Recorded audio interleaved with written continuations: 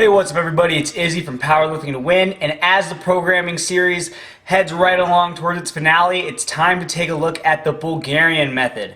Now, in my research for this review, I consulted a lot of different works, but the primary influences that are going into this review is things said by John Bros, Damian Pizzuti, who is a raw powerlifter who currently uses Bulgarian style of training, and Matthew Perryman. In fact, much of the science behind recovery, overtraining, and its relation to the Bulgarian method comes directly from Perryman's book, Squat Every Day. I highly recommend this book. This was one of the most enlightening reads that I've ever gone through, and especially just in terms of the neuroscience behind lifting.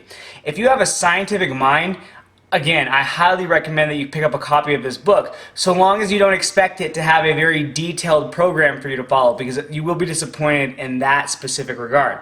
However, if you want to learn more about overtraining, recovery, and again, the neuroscience of lifting, I highly recommend Squat Every Day. I have to say that this book actually did encourage me to change some of my long-held beliefs about arousal, anxiety, and training stress in general. Again, I highly recommend the book. You guys can find a link to it in the description box. Now, it must be said right here, up front, at the beginning, with emphasis, that there isn't a single powerlifter alive who is really doing the Bulgarian method. I'll get into that more when we talk about the specific context of the program. But if my reviews of Smolov and Cheko are any indication, there's a lot of you that are going to be upset about what I have to say about the Bulgarian method. So, with that in mind, I want to make this statement abundantly clear. Many of the criticisms that I'm going to levy here are not applicable to the original Bulgarian system that was used by Coach Abadjiav, however you say that, in Bulgaria. One more time. Many of the criticisms I'm going to levy here are not applicable to the original system that was designed for weightlifting. Our focus here is going to be on the variations that have cropped up all over the internet for powerlifting. And in particular, we're going to focus on Matthew Perryman's version of the Bulgarian method for powerlifting purposes. Why? Well, because he was the only one who went through the trouble of writing a 200-page book on the subject. His information is the most in-depth and the most interesting as far as applying the Bulgarian principles to powerlifting. For those who don't know, the Bulgarian method rose to fame thanks to the success of the Bulgarian team. Now, at the time, Bulgaria was a country that was economically depressed, and the population was really no larger than the state of New York. Despite that, they were able to produce multiple Olympic medal winners in the sport of weightlifting. Now, the reason that the system gained notoriety was because the athletes were treated as professionals. Weightlifting was literally their job. They lifted 8 hours a day many times. So really, again, it has to be said, there's not a single powerlifter out there that's actually doing the Bulgarian method, because as far as I know, and I'd love to be proven wrong, there's no powerlifters out there that are training for 6, 7, 8 hours a day. Now, who knows if the story is true? According to Jim Moser, the idea behind the program was actually taken from the Harlem Globetrotters. As the legend goes, the head coach of the Bulgarian team was watching the Harlem Globetrotters run up and down the court all day long, performing their crazy various feats, get up the next morning, do the exact same thing over again. Despite constant travel, they would still put on that show. And he said, look, if basketball players can train all day and perform all day, why can't my weightlifting team do it? Now, who knows if this is a true story, but it's a fun urban myth nonetheless. What you have to understand about some of these Eastern Bloc countries is that it's very different from the way that powerlifters get recruited here in America. Generally speaking, people get recruited to powerlifting at an older age. Once, they've already shown potential in some other sport, they're not going to go any farther in. However, in these Eastern Bloc countries, these kids were put through rigorous general physical preparation programs in their PE, physical education classes, from a very young age. And they start specializing in sports before they're done with grade school. So you have to keep in mind that, for example, in Russia, a kid who goes to Cheko for coaching is going to have been doing GPP programs for his whole life. he's going to have a GPP base already built up. And by the time he's a junior in the IPF, which is the age group of 20 to 23, he's probably been training with Shaco for 5 to 10 years. So here's the thing, is a lot of you guys don't remember that in the Bulgarian system, they actually have more support. They had more support than what you see a guy like Shaco have. Because at the time, there was economic funding available for weightlifting. The reason being is that if you can go to the Olympics, which you can in weightlifting, you can earn medals that brings honor and prestige to the country. So all you have to do is imagine kind of a feeder system similar to what baseball has in the United States, or even football in the United States, similar to what the Europeans have for their version of football over there. And you can imagine that's how the Bulgarians got their athletes on the weightlifting team. They'd gone through a highly selective process, they'd been training for years, and they came to the coach with a decade of physical training under their belt already. How many of you guys come from a similar background? That's what I thought. And I'm not trying to say that these programs won't work for anybody else, but what I am saying is that you're probably not a part of the intended demographics. As I've said repeatedly so far, we can't review the actual Bulgarian method because powerlifters don't do the actual Bulgarian method. However, what we can do is take a look at the gist and the principles that guys like Matthew Perryman and John Brose suggested for powerlifting purposes. So for those of you guys who are just completely unfamiliar with the Bulgarian method, the contents of it are probably going to shock you. What you do is you work up to a max every single training session. That's right. You work up to a max every single training session. This, however, is a daily max. It is not a competition max. And what that means is that you really shouldn't be going beyond, if you're using Teixeira's RPE scale, an RPE 9. That means that any max that you work up to, you might have 1 rep left in the tank, okay? You should never be in question of actually missing. And not only that, but you're not supposed to use any stimulants, loud music, psych up, anything like that. No artificial aids whatsoever. You should be as calm and relaxed as possible. Perryman makes a very compelling argument that many times the actual stress of a workout is equal parts the workload that you do and equal parts the psychological stress that you generate. So as such, one of your goals on the Bulgarian method, since you're lifting so often, is to absolutely minimize that psychological and neurological stress. And you do that via no psych ups, no getting nervous, and all the other things I already listed. After the daily max is set, you're going to take 15 to 30 kilos off of the weight that you use. So for you Americans out there, 30 to 60 pounds. And according to John Brose and advice that's echoed by Perryman, you're going to do 2 to 3 back-off doubles or triples. Now, Perryman also has a more advanced suggestion where he gives you a 15 to 20 minute time limit to perform as many back-offs as you can, given a few rules. There's absolutely no grinding of reps. That means you're sticking at a strictly RPE 9. And again, you shouldn't be making yourself nervous, and you shouldn't have any question as to whether or not you're going to get the next set. This is just basic auto-regulation plus keeping out any of the psychological stress. So what you're doing is you have a 15 or 20 minute time limit, and you're keeping yourself to an RPE 9, and you're essentially doing a load drop if you're familiar with Mike Teixeira's RTS system.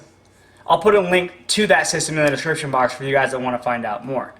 But the bottom line here is that you're working up to a max single, and then you're doing some minimal backup work with doubles and triples. Now, it's important to know that there's a lot of other back-off methods that are discussed by lifters like Pizzuti and Brose, and even Perryman gives you more options in his book. I just selected the prime one that Brose and Perryman seem to hone in on. Now, the main template offered up by Perryman is really simple. You have option 1, which is a squat movement, a press movement, and an upper body pull. And then you have option 2, which is a lower body pull, upper body press, and upper body pull. Now, Perryman suggests that for your squat movements, the back squat be the mainstay of the program. However, you are encouraged to include things like front squats for lighter days as needed. Perryman also suggests that if it keeps you happy and productive, you can include movements such as box squats and safety bar squats. It should be noted that in the original Bulgarian method, they only used a handful of exercises. I'm talking about back squat, front squat, clean and jerk, snatch. The power clean, and power snatch, and then they also did some heavy Olympic pulling variants. But there's basically no exercise variation in the program. So if you're using a ton of exercise variations, you're not really sticking true to the spirit of the Bulgarian program, which is supposed to be ultra specific. For your pressing movements, Perryman suggests benching, overhead pressing, inclines, and push press. Now, if you're a powerlifter, you're probably going to want to hone in on doing mostly bench press movements. For lower body pulling, it's like many other programs, it's recommended that you do not do a ton of deadlifting. Now, you can include some variations from time to time, like power cleans and power snatches and whatnot, but for deadlift purposes, John Brose actually suggests that you stick just to speed work. And by that, he means 6 to 10 singles or doubles at 70 to 80%. So not West Side style, but just snappy singles and doubles, smooth reps that are easy to do. Now, Perryman, on the other hand, agrees that you should, if you're going to be doing deadlifting on this method, deadlifting is harder to recover from, according to these guys, and you should be doing mostly speed work when you deadlift. However, he also, once per week, worked up to a heavy deadlift triple. And again, the same rules all applied. No psych up, no grinding of reps, and don't pass RPE 9. Now, for your upper body pulls, these are not to be treated as daily max movements. It's just to do things like DB rows and chin-ups, for higher repetitions so that you keep your shoulders and your structural integrity intact if you believe in all that sort of a thing. The basic templates here, as you can see, involve 2 main movements for the day, and then you're going to do some upper back work for postural integrity. Now, it is critical to mention that you are going to feel like crap if you jump into this program head on and just start lifting 5 to 7 times a week. That's not only expected, but you're supposed to have that happen essentially. According to John Brose, these are the dark times, and until you can get through the dark times, which is essentially an adaptation period to the higher frequency, you need to expect and be prepared that you're going to feel like you're just breaking down. You will really legitimately feel like you're getting sick, and everything in your body will be signaling that you're getting sick. It's going to be the same type of sensation. Perryman discusses the science behind this in great detail in his book, Squat Every Day. But look, here's the bottom line. On the Bulgarian method, you're not supposed to feel 100% recovered, whatever that means. You're going to oftentimes go into the gym, feel like absolute crap, and then squat up to a PR. So it's interesting because you're not going to feel recovered, but if you're setting PRs, can you really say that you're not recovered? That's an interesting point that Perryman discusses in his book, and one of the reasons I enjoyed it so much. So here's the name of the game on the Bulgarian method. No matter how you feel, you show up and you squat. You squat every day. Now, here's the thing. The actual Bulgarian team had athletes working up to these volumes over time. And Perryman somewhat suggests that you do the same thing, even though he personally just dived into it and started lifting 5 to 6 times a week right away. There is an introductory template offered where you start off with 3 times a week, and that is what they actually did on the Bulgarian team. As a lifter would stall, they would add in another training session that would be a speed day. Again, which is not West Side style speed day, but 70 to 80% doing singles and doubles that are nice and snappy. And as they would stall again, these light days would then become heavy days. And as they would stall again, you would add another light day. And so over the months and years, lifters were built up to the point where they were working out 5, 6, 7 times a week, twice a day, 8 hours a day. They did not jump into this all at once, and you guys have to keep that in mind. So even though in the end, ultimately these lifters are basically going heavy every single day, both Perryman and the Bulgarian team suggested and used unloading weeks. Now, unloading is different than deloading. It's like you don't go to the gym and just kind of mess around. On the unloading weeks, the volume is cut in half, so basically you're just not going to do back off sets, or you might do 1 back off set on a day where you feel really good. And you're not going to go above 80% of your best efforts, but you're still lifting relatively heavy. So it's not quite a deload, it is an unload, and as far as Perryman is concerned, he thinks if you're a beginner, you should include these every 2 or 3 weeks. The Bulgarian team included one every 4th week. So as you can see, the Bulgarian method for powerlifting is really less of a method than it is a collection of principles that were borrowed from the Bulgarian weightlifting team. You need to really put this all together yourself and apply it in order to make a real program. That said, I do want to provide for you guys a list of oversimplified, over-summarized principles. Remember, it's oversimplified, I know that, but I want to give you something to chew on. So let's go over what those principles are. You're going to work up to a daily max on the squat and the bench press. You're going to do a couple of back off doubles and triples at about 10% less than what you got on your max for that day. You are never to grind reps or use psych up techniques. You're going to deadlift only once or twice a week on this program, focusing primarily on speed deadlifting. You're going to show up and squat even when you feel like shit. And last, you need to take light weeks every 2 to 4 weeks, which means don't go above 80% and cut your volume in half. Now, I do want to show you guys a hypothetical example of putting all of these concepts together to create an actual Bulgarian method for powerlifting. Let's take a look.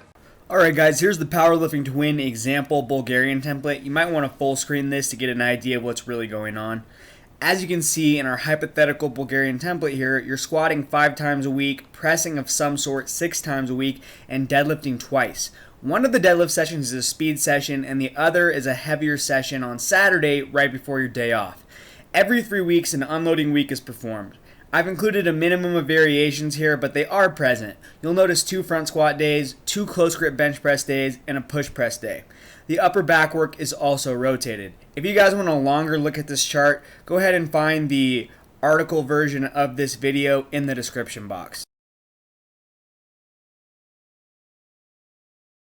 The Bulgarian method is not a powerlifting program, and as such, it doesn't come in with a ready-made peaking plan for powerlifting competition. That said, I did find a recommended peaking plan from John Bros himself. Here it is. Alright guys, here's John Bros' peaking plan. As you can see, you perform your last daily max 5 days out from the competition. You'll perform no back off work this day. The next 2 days, you'll warm up to 60 to 70%, and that's it. 2 days out, you'll hit your openers, and finally, 1 day out, you'll warm up to 60 to 70% again.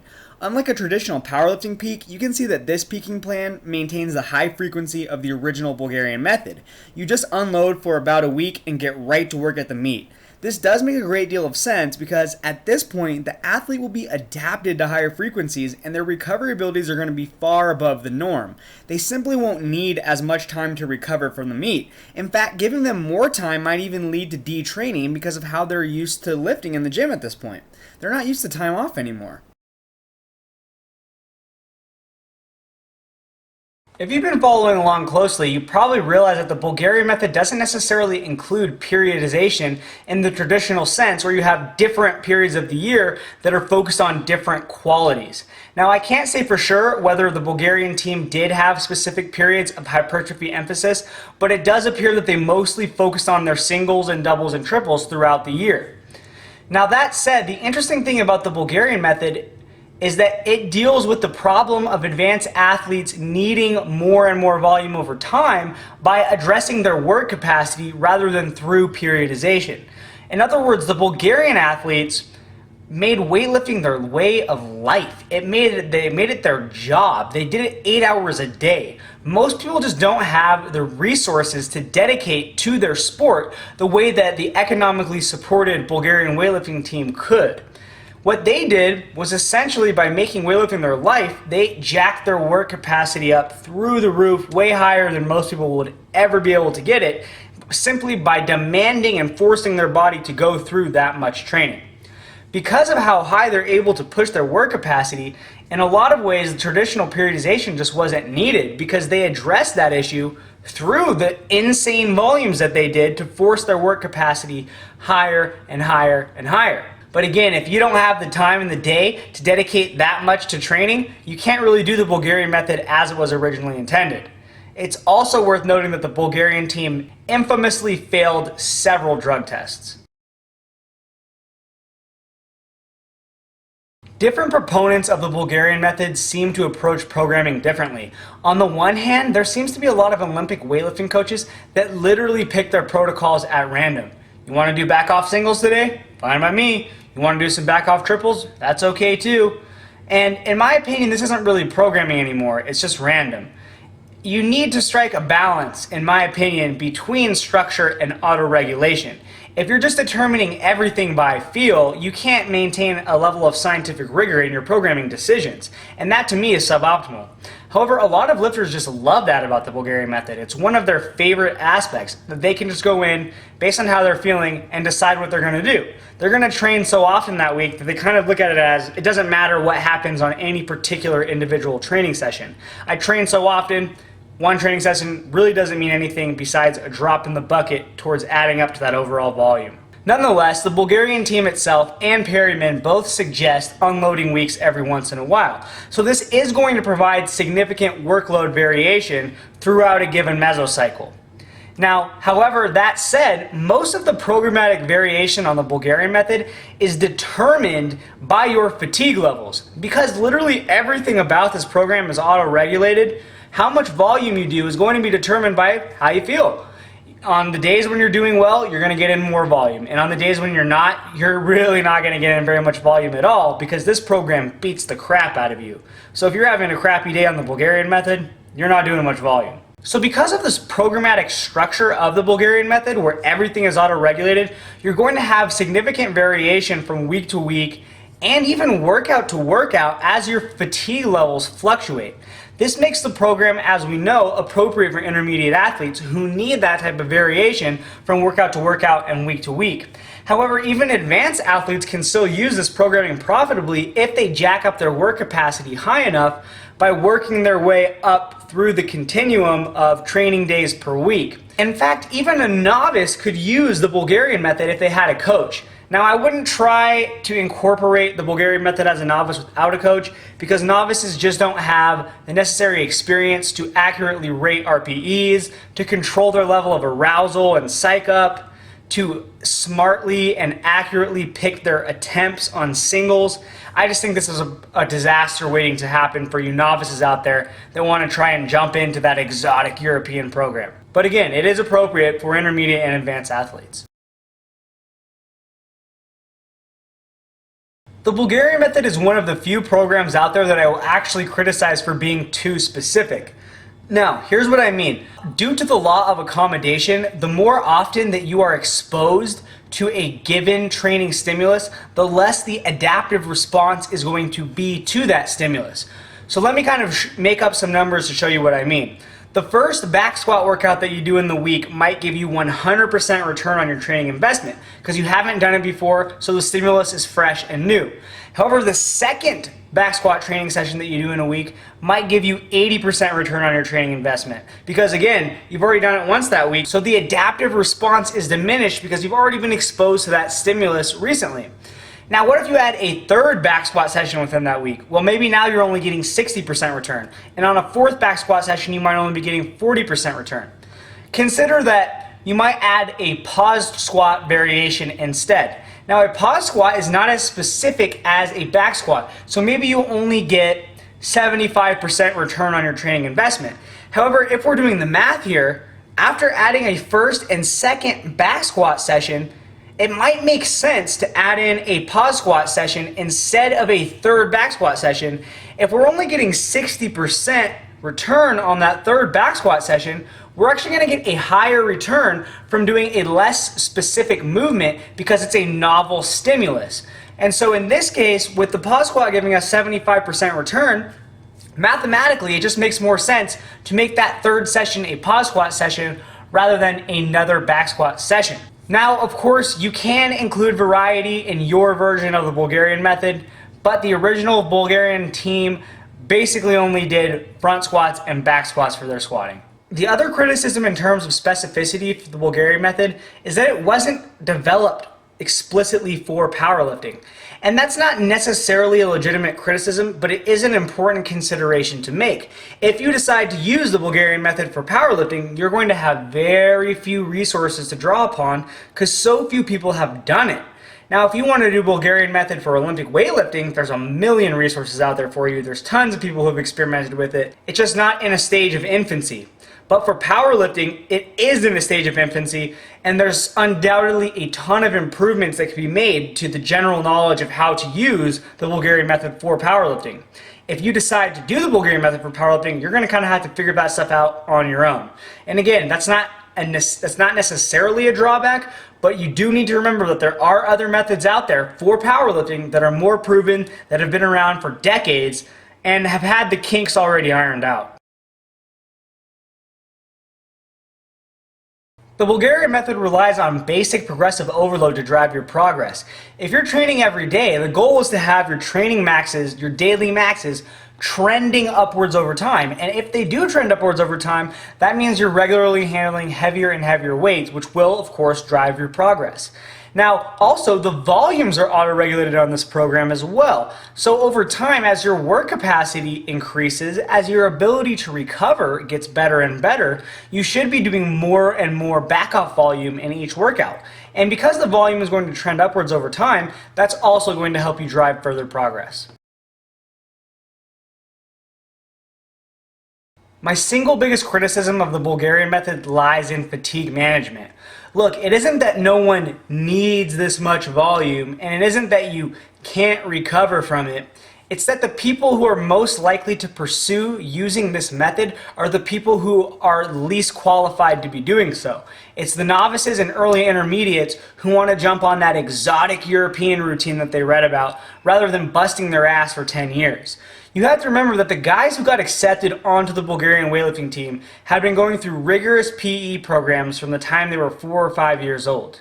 By the time they're actually on the Bulgarian weightlifting team, they had a decade of hard training under their belt already. But from that point on, they were developed on a lower frequency template where they slowly added days over the months and years under the watchful eye of the head coach. Now, what a lot of you guys want to do is jump straight into that 6 days per week max out program without doing any of the building up part. You don't want to do the 10 years of GPP. You don't want to put in the 10 years of hard work first. You just want to jump straight to the hardcore extreme program that's going to give you crazy gains. And it's just a short-sighted approach. Now, don't get me wrong, I do believe that the body is capable of adapting to that workload if you jump straight to it. However, I do think you're going to short-circuit your long-term gains if you decide to jump straight into a 6 days per week maxing out high volume program. Why? Well, there are primarily two reasons why. One, it leaves you with nowhere to turn. Where do you go for higher volumes after that? And two, there's an optimal dose-response relationship between the volume that you do and the adaptive response that you receive in return. Let's go ahead and take a look at the first reason, and that is you have nowhere to turn after you do the Bulgarian method. Look, remember, if your body adapts to a certain level of volume, the only thing you can do to keep making more progress in the long run is to eventually add more volume. But if you start out working out 6 days a week, what are you going to do to add more volume? Are you going to work out 3 to 4 hours a day, 6 days a week? I can already hear some of you saying, yeah, I'm going to do that. It's like, well, maybe you can, okay? What happens when you adapt to that? Are you going to start working out 6 days a week, twice a day? Because that's what the Bulgarian team did. They trained about 8 hours a day. And unless you have the resources to go to that level, jumping straight there, which not even they did, jumping straight there leaves you in a position where that's what you have to do to make progress. And again, eventually, as an advanced athlete, you're going to need to reach for these 5 and 6 day programs because you're not going to be able to get your volume in any other way. But if you jump to that straight off the bat, you have nowhere to go when you stall. It's just like starting a new diet and taking 1,000 calories out of your diet, right? What happens when you plateau? Are you going to eat 1,500 calories a day, 1,000 calories a day? It's just not sustainable. You need to make smaller changes over time rather than jumping straight to the most extreme, most advanced methods. Don't give in to that temptation. The second is that there is an optimal dose-response relationship between the volume that you do and the adaptive response you get from that volume. Every workout represents a stress recovery adaptation cycle. Here's the interesting thing. The stress part of that equation is the volume that you do. So the more volume that you put into the equation, the bigger the result that you're going to get in terms of that adaptation. However, there is an optimal dose-response relationship. So take a look at the following chart and we'll examine it further.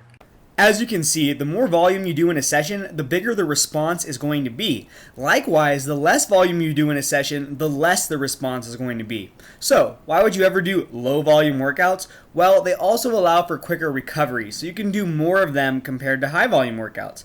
Unlike Sheko or Smolov, which employs monstrous volumes per session, the Bulgarian method actually employs low volume per session for the most part. However, the total volume ends up being quite high because of the number of sessions performed.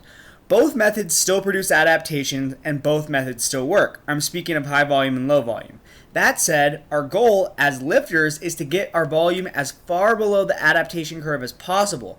In other words, we want the most distance between the volume curve and the adaptation curve. Why? Well, this is a level that volume that gives us the most return on our investment of volume. If you go with higher volume per session, you get less return per unit of volume that you invest. Because your body has an ultimate limit to the volume it can handle, and you have limited time to train in the day, by the time we reach those limits, the person who has gotten the greatest return on his investment per session will have the higher overall performance. Now, the person who does super high volume will get to their limits faster, but their ultimate performance will also be lower, and that's the trade-off. They simply won't have received as much benefit per stress recovery adaptation cycle as the guy who optimized volume. What a lot of people don't consider is that the same effect can happen with a low volume per session. Yes, you'll get more overall sessions and thus more overall recovery adaptation stress cycles, but by the time you work up to the same volumes as the optimal volume guy, your performance will still be lower. Even though you've gone through more stress recovery adaptation cycles than the guy who utilized a more moderate volume, you've also gotten less return per unit of volume invested. There wasn't as much distance between the volume curve and the adaptation curve as a result of your workouts. You can see that on both ends of the graph there, you're getting suboptimal returns. Now, everything I've just said isn't a criticism of the Bulgarian method in particular, even though it's going to be tempting for you guys to interpret that way. This is a criticism of force-fitting yourself into a frequency template that is inappropriate for your current work capacity. Let's make this clear with some numerical examples. Now, I want to be upfront with you and tell you that these numbers are really inaccurate and way too low. It's just easier for math purposes. But let's say that a novice can only adequately recover from 3,000 pounds of volume per week, and that the optimal amount of volume per session for that novice, in terms of the chart that we just looked at, is 1,000 pounds per session. There's a lot of different ways that they can get those 3,000 pounds of volume, right? They could do it all in one session.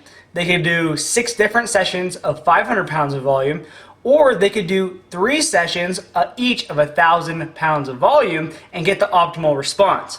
All of these are going to work. It's just that per volume invested, which is held constant in each of these examples, the one where they do the optimal amount per session is going to produce the greatest total amount of gains. That's the key point here, is that by doing the optimal volume per session, per volume that you do, you get the most gains. So you can see here that the Bulgarian method or super high frequency templates are not universally inappropriate. In fact, for an advanced athlete, you could argue that many times it's actually necessary for them to use super high frequencies. So let's construct another numerical example to see what I mean. Take our hypothetical advanced athlete. He can recover from 14,000 pounds of volume per week. Okay? And for him, the optimal amount of volume per session is 2,000 pounds. So again, there's a lot of different ways that he could do that, right? He could do 2 sessions of 7,000 pounds. He could do 4 sessions of 3,500 pounds. I mean, he could do 8 sessions of 1,750. Or he could just do 7 sessions of 2,000 pounds, which is going to optimize the response that he gets per the volume that he does. Of course, in the real world, the calculations are never as neat and pretty as this, and nothing ever fits quite so neatly into a box. In the real world, practical considerations are going to determine when you add frequency and when you add volume. Basically, when you stall, you'll add volume, and when your workouts start running too long, you're going to increase your frequency.